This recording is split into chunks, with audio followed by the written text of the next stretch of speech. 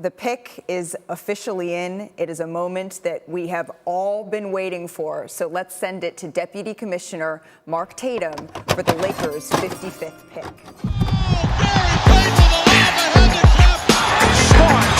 Hey guys, this is Dominique Wilkins. Hey, this is Sean Kemp. This is Gary Payton. Hey, this is Pau Gasol. NBA fans, what's up? This is Vince Carter here. Hey, what's up? This is Matt Barnes. If you're an old school NBA fan like I am, make sure you check out the Basketball Time Machine with my man Sean David. Hey guys, how's it going? Welcome back to the Basketball Time Machine. My name is Sean David. Thanks for tuning in. Let's talk some NBA basketball. Now, I'm pretty sure most of you guys have seen the NBA draft, or at least have heard what had happens. LeBron's son, Bronny James, is now officially part of the Los Angeles Lakers. And I actually wanted to drop this episode or record this episode one day prior because I have a very strong opinion about it, but I said let me sleep or night over it and give you my take a day later. So in today's episode, I will tell you what rubs me the wrong way and what makes me so mad about LeBron James. But before we start with that, let me ask you guys for a small favor. Please subscribe to the channel, like the video if you enjoy the content, and I would say, let's get right into it.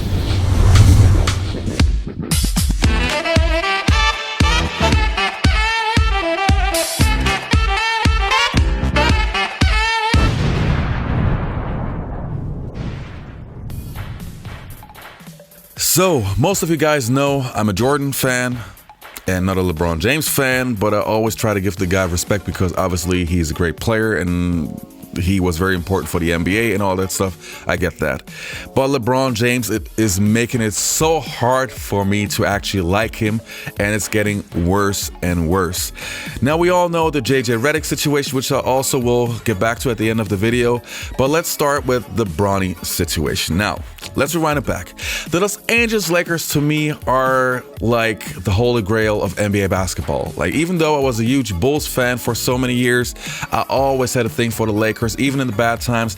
To me, the history of the franchise, if you love the game of basketball, even if you were a Celtics fan, you would understand how important the Lakers were for the rivalry, which was sensational. But the history of the Lakers, Will Chamberlain, Jerry West, Kareem Abdul-Jabbar, Magic Johnson, Shaq, Kobe, the history of the Lakers is so important for the NBA history, and you just have to cherish and value what they stand for. And even though they are going through a rough period of time for like over 10 years now, they are still NBA royalty. And to me, LeBron James is destroying the franchise in a way that makes me so mad. I want to say words which I never say on my show, but let me give you my explanation. I'm not a guy that you should ask that because I don't feel a way about anybody that don't want to strive to be as close to perfect as possible. And it's just basketball. At the end of the day, it's just basketball. Bronny, who I never met him personally, and I don't want to say anything bad about him because to me the whole situation is not his fault. But if LeBron James would not be his father, there's no way any team would have drafted him.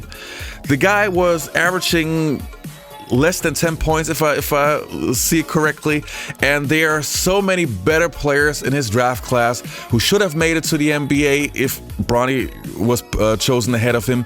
And to pull his power string to draft his son to come to the Lakers, who obviously does not deserve to be in the NBA right now, is, to me, it's terrible. It's abusing your power. And it shows me one thing about LeBron James that makes me so mad.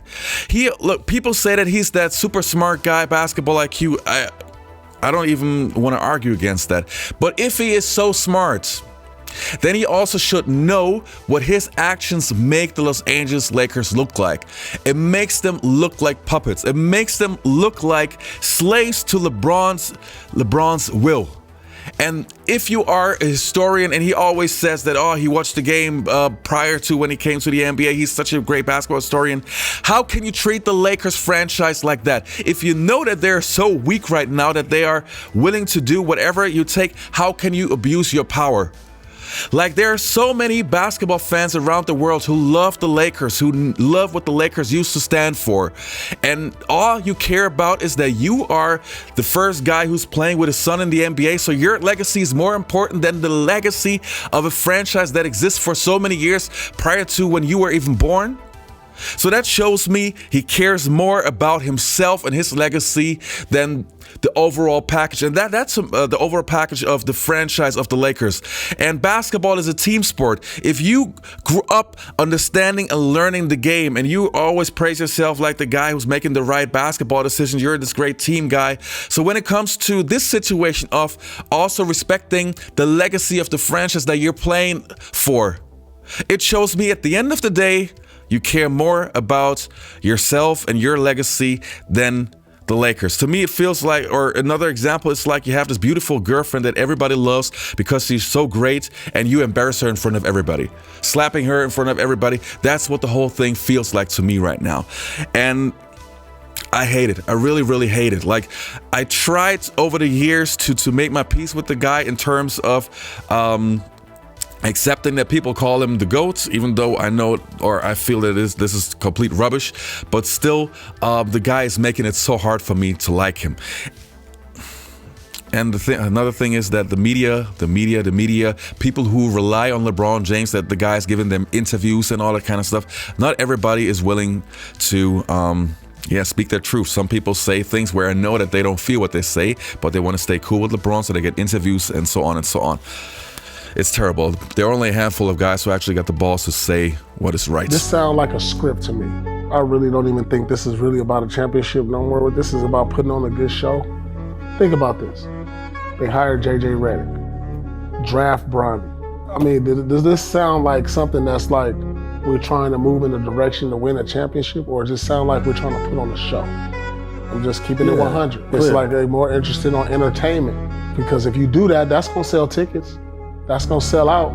That's gonna keep people talking about it in the blogs. That's gonna keep people in social media talking about what's going on. Like every day it's gonna be either good or bad. Somebody said, just make LeBron the coach. Stand on all of my statements about when you're a college basketball player, you gotta be one of those guys, dominate, get that experience and knowing how it feels like to be one up on everybody that's in your position. I feel like he should do that. Being able to show your competition, at least your peers, that you are elite. And then I think going into the league at this point right now, trying not to be behind his dad is gonna put him at a discrepancy because he hasn't been dominant. Like if you, like Austin Rivers, like him coming into the league, he was dominant. The other thing, which I mentioned earlier in a recent video, the whole JJ Redick thing, also what I forgot to say in the last video. So LeBron James basically helped to hire a guy who's his friend. So you actually want your friend to coach your team? What kind of bullshit is that? Is it because you know that then it's even easier for you to get your will and to persuade or to convince or push your opinion on the head coach? Like, when before did we see that somebody actually, a star player actually got his friend to coach the team? It is bullshit again. It makes the Lakers look so bad. And LeBron, sorry to say that. No, not even sorry, but you are destroying the Lakers and you are destroying NBA basketball even more for people of my generation. And I know this will rub the LeBron fans the wrong way, but I don't care anymore. I really don't care anymore. Like, the past 10 years being an NBA fan was such a tough ride, destroying the product that we grew up with, that we loved, that we helped to make even more popular. And LeBron, I don't know what to say anymore, man. I'm gonna say get a new coach, draft Bronny, and go get a superstar. You don't see the writing on the walls? What is that writing, Rashad? JJ and LeBron start a podcast. JJ says he wants to be a coach. JJ gets hired by the Lakers. LeBron is still a player. JJ get to coach LeBron. They bring in Bronny. How does that not make no sense? That was a good one. A few moments later. Lights, camera, action in Los Angeles today. Lakers introducing J.J. Redick as their new head coach here. With the 55th pick in the 2024 NBA Draft, the Los Angeles Lakers select Bronny James. The anticipation has been building for weeks. How does that not make sense? That was a good one.